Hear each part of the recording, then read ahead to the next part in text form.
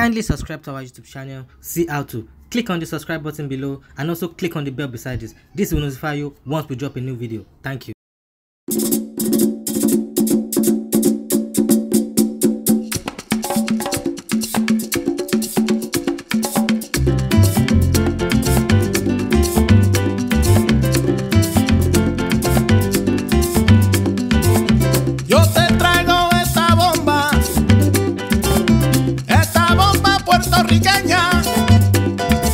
Yo te la traigo de Cupey, de Vega Baja y de Santurce, de toda parte de Puerto Rico.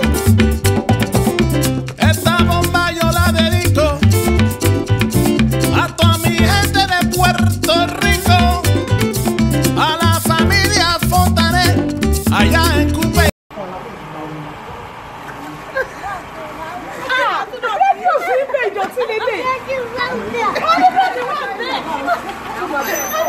Prostrates, je vais dire mon pack. Oya Chalo. Bread your super, let's go. I want the bread one.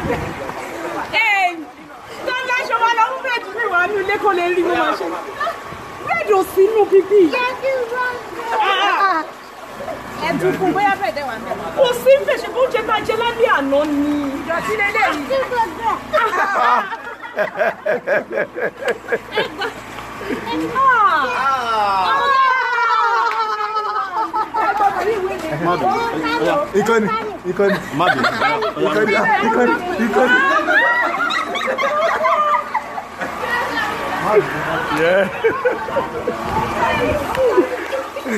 Thank you so much for watching our videos, and importantly you need to subscribe because we drop videos almost every day. You have to subscribe. There's a circle here written Gua TV. Click on it, you see a subscribe button. Click on the subscribe button. That's so that if you have a big show coming up, any event, you can call us.